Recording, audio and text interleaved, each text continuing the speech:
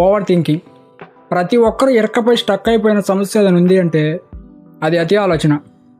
అందరూ థింక్ చేస్తారు. థింకింగ్ లేకుండా ఏ మనిషి లేడు. నువ్వు లేచినప్పటి నుంచి పడుకునేంతవరకు థింకింగ్ స్టిల్ రన్ అవుతూనే ఉంటుంది. థింకింగ్ ప్రాబ్లం కాదు, కానీ అతిగా ఆలోచించడం ప్రాబ్లం.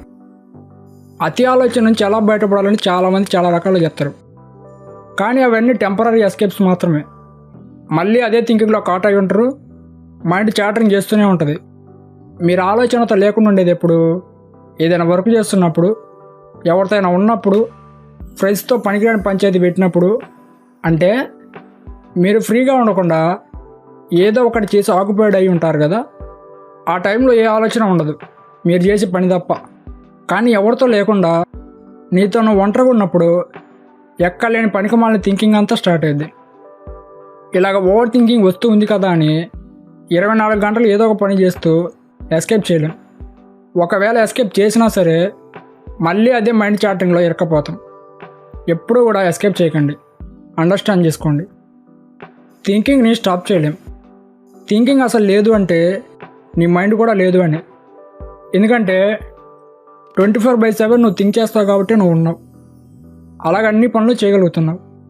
థింకింగ్ని స్టాప్ చేయడానికి పెట్టే ఎఫర్ట్స్ నీకు మరింత యాంగ్జైటీని క్రియేట్ చేస్తుంది. దానివల్ల మరింత కాన్ఫ్లిక్ట్లో ఉంటావు. థింకింగ్ని స్టాప్ చేయడానికి, మైండ్ని స్టాప్ చేయడానికి ఏ మార్గం లేదు. కానీ థింకింగ్ కానీ మైండ్ కానీ దానంతటా అదే ఆగిపోద్ది. అబ్సల్యూట్ సైలెంట్గా ఉంటుంది. చిన్న అండర్స్టాండింగ్ ఉంటే చాలు. థింకింగ్ని స్టాప్ చేయాలని ట్రై చేయకు. థింకింగ్కి అగైనెస్ట్గా ఏం చేయాల్సిన అవసరం లేదు. మొట్టమొదటి అసలు ఎవరు చేస్తారు? ఎవరు కంట్రోల్ చేస్తారు? అక్కడ అసలు కంట్రోలరు, థింకర్ అంటూ ఎవరు ఉండరు. మీ థాట్ ఇంకో థాట్ని క్రియేట్ చేసి దానితో అదే అగైనెస్ట్గా ఫైట్ చేస్తూ ఉంటుంది. మీ మైండ్లో థాట్ అనేది రెండుగా డివైడ్ చేస్తుంది. ఒకటి థింకర్ని అదే క్రియేట్ చేస్తుంది, అలాగే నువ్వు ఏదైతే థింక్ చేస్తున్నావో ఆ విషయాన్ని కూడా థాటే క్రియేట్ చేస్తుంది. ఇలాగ డ్యూయాలిటీని క్రియేట్ చేస్తుంది. డ్యూయాలిటీ ఉంది అంటే అక్కడ డివిజన్ ఉంది. ఎక్కడైతే డివిజన్ ఉంటుందో అక్కడ కాన్ఫ్లిక్ట్ ఖచ్చితంగా వస్తుంది. లైక్ ఇది ఎలా ఉంటుందంటే, కుక్క దాని తోక అదే పట్టుకోవాలి, చేజ్ చేయాలి అన్నట్టు ఉంటుంది. దాని తోకను అదే పట్టుకోలేదు, చేజ్ చేయలేదు. అది అసలు అర్థం లేనిది. ఇది ఒక ఫూలిష్ గేమ్. నీ థాట్ మిమ్మల్ని వెర్రివల్లా చేస్తుంది.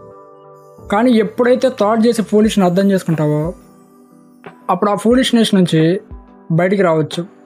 నువ్వు ఎప్పుడైతే ఆ థాటే థింకరు, ఆ థాటే కంట్రోల్ అని గ్రాస్ప్ చేసుకుంటావో అప్పుడు నీ నాన్సెన్సికల్ థింకింగ్ అనేది సీజ్ అవుతుంది. థాట్స్కి ఎటువంటి రూట్స్ లేవు. అవి మేఘాల్లాగా అటు ఇటు తిరుగుతూ ఉంటాయి. వాటితో ఫైట్ చేయకు, ఎస్కేప్ చేయకు, కంట్రోల్ చేయకు, వాటి నుంచి తప్పించుకోకు. జస్ట్ అబ్జర్వ్ చేయి, వాచ్ చేయి. అబ్జర్వేషన్లో అబ్జర్వర్ అంటూ ఎవరూ ఉండరు. అలాగే వాచింగ్లో కూడా వాచర్ అంటూ ఎవరూ ఉండరు. Just pure observation, pure watching మాత్రమే ఉంటుంది.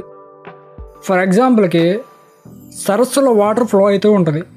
నువ్వు దాన్ని గమనిస్తే వాటర్ స్వచ్ఛంగా, ప్యూర్గా, మురికి లేకుండా లోపల రాళ్ళు, చేపలు క్లియర్గా కనిపిస్తాయి. మళ్ళీ వాటర్ ఫ్లో అవుతూనే ఉంటుంది, అది ఆగదు. అదే దాన్ని గెలిగి చూడు, మొత్తం మురికయ్యి వాటర్ క్లియర్గా కనిపించదు, మొత్తం డిస్టర్బ్ కనిపిస్తుంది.